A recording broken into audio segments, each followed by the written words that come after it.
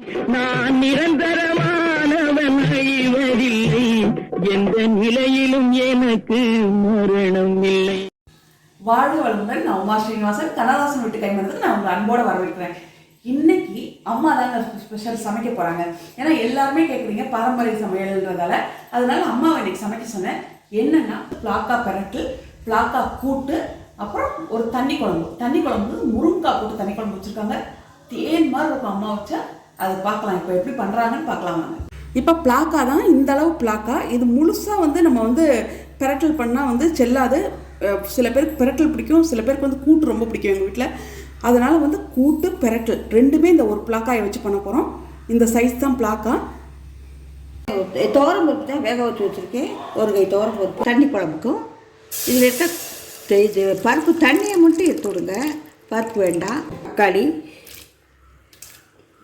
முருங்கைக்காய், தக்காளி 2 தக்காளி, 2 பச்சை மிளகாய், 4-5 துண்டு முருங்கைக்காய், வெங்காயம், உப்பு சேர்த்து லேசாக 1/4 ஸ்பூன் மிளகாத்தூள், 1/4 ஸ்பூன் தனியாத்தூள் போட்டு மூடிடுங்க. இதில் கொஞ்சம் தண்ணி ஊற்றிக்கிங்க, ஒரு 1/2 கிளாஸ் தண்ணி ஊற்றிக்கிங்க. 2 சவுண்டு வேக விட்டுருங்க. வெந்துருச்சு. இதில் உங்களுக்கு உப்போ அல்லது புளிப்போ வேணும்னா ஒரு தடவை புளி ஊற்றிக்கலாம்.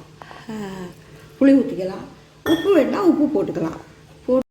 எண்ணெய் காஞ்சிருச்சு. இதுக்கு கடுகு வெடிச்சதுக்கப்புறம் கொஞ்சம் சோம்பு, கருகாப்பு தாளித்து கொட்டிருங்க. தாளித்து கொட்டி ஒரு கொதியில் இறக்கி ஊற்றிடுங்க. குழம்பு கொதிச்சிருச்சு. இதை இறக்கி ஊற்றி கொத்தமல்லி தழை போட்டால், கொஞ்சம் கொத்தமல்லி தழை ஊற்றிங்கன்னா குழம்பு ஆயிடுச்சு, தண்ணி குழம்பு ஆயிடுச்சு. சட்டியில் இப்போ கொஞ்சம் தண்ணி ஊற்றி பிளாக்காயை வேக போடுறேன். கூட வெங்காயம், பச்சை மிளகாய் சேர்த்து போட்டுறேன். தேவையான அளவு உப்பு போட்டுட்டு மூட விடுங்க. பிளாக்கா வேகிறதுக்கு லேட்டாகும். எங்கள் அப்பத்தாலாம் துவரம்பருப்பு பிளாக்கா எல்லாத்தையும் ஒன்றா போட்டு வேக வைப்பாங்க. நான் துவரம்பருப்பை தனியாக வேக போட்டு எடுத்துட்டேன். எப்படி போட்டு வேக வச்சிட வேண்டியது. 5 விசில் வந்துடுச்சு. இப்போ பிளாக்கா வெந்துடுச்சு. இதோட பருப்பையும் சேர்த்துக்கலாம். இப்போ பருப்பை இதோடு சேர்த்துக்கலாம். அப்படின்னு எண்ணெய் காஞ்சிருச்சு. இதில் உளுந்த பருப்பு, ஜீரகம்,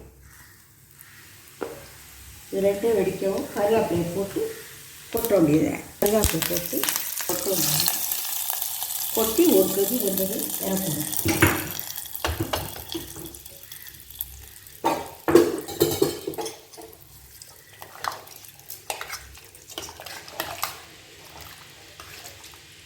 கொட்டி ஒரு கொதி வந்தது இறக்கணும்.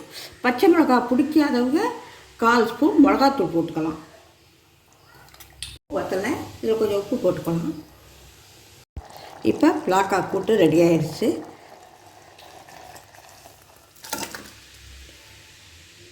அதே குக்கரில் பிளாக்காயை போட்டு போட்டுடலாம்.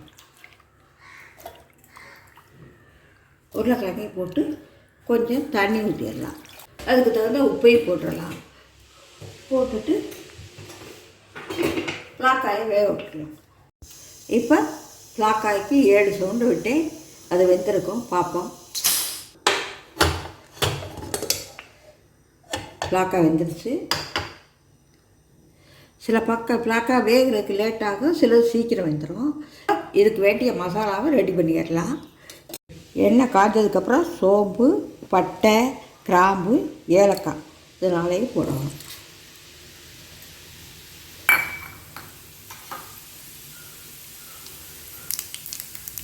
இது பொரியும் போது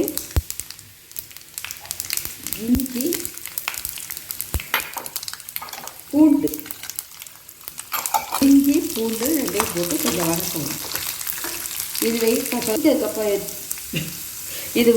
பொரிஞ்சதுக்கப்புறம் இஞ்சி, பூண்டு, கசகசா இதை போட்டுட்டு இதில் எனக்கு தேவைப்பட்ட வரமிளகாய் 6 மிளகாய் வரமிளகாய் இதை கிளறிட்டு இதில் உடச்ச வெள்ளையை போடணும். இது ஆறுனதுக்கப்புறம் இந்த தேங்காயும் இதோட சேர்த்து அரைச்சிக்கணும். இது காஞ்சதுக்கப்புறம் இதில் கடுகை போடுங்க. கடுகு வெடித்ததுக்கப்புறம் இது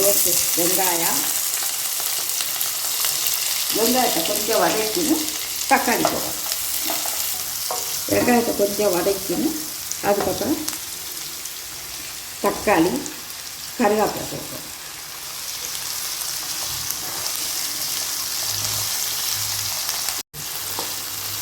அதுக்கப்புறம் இதுக்கு பிளாக்காவுக்கு தேவையான உப்பெல்லாம் போட்டுட்டோம். இந்த தக்காளி வெங்காயத்துக்கு தேவையான உப்பை போடுவோம். நான் சாப்பிட்டு இப்போ தக்காளி வெங்காயம் வதங்கிட்டு இதில் அரைச்ச மசாலாவும் போட்டுக்கலாம்.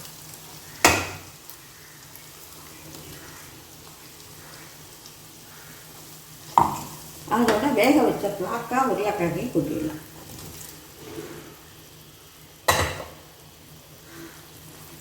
அவ்வளோதான். இனிமேல் சுருளை வதக்கி இது கொட்டிடுது. பிளாக்கா பிரட்டல் ரெடி. இப்போ பிளாக்கா உருளைக்கிழங்கு மசாலா எல்லாத்தையும் ஒன்றா சேர்த்தாச்சு.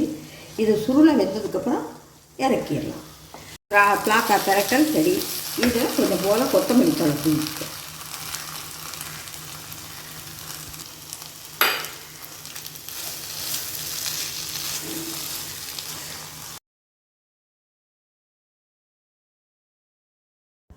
இப்போ பிளாக்கா மசாலா பொரியல், கூட்டு, தண்ணி குழம்பு 3 வச்சுட்டாங்க. 3மே சூப்பராக இருக்குங்க. இதை நீங்கள் வீட்டில் ட்ரை பண்ணி பாருங்க. உங்களுக்கு பிடிச்சிருந்தா கட்டாயம் லைக் பண்ணுங்க. கமெண்ட்ல எப்படி இருந்ததுன்னு சொல்லுங்க. வாழ்க வளமுடன். நான் என்னத்தை பேச சொல்கிறேன்? வாழ்க வளமுடன். நான் பண்ணியிருக்கதை பார்த்து நீங்களும் செஞ்சு பார்த்து எப்படி இருக்குன்னு சொல்லுங்கள்.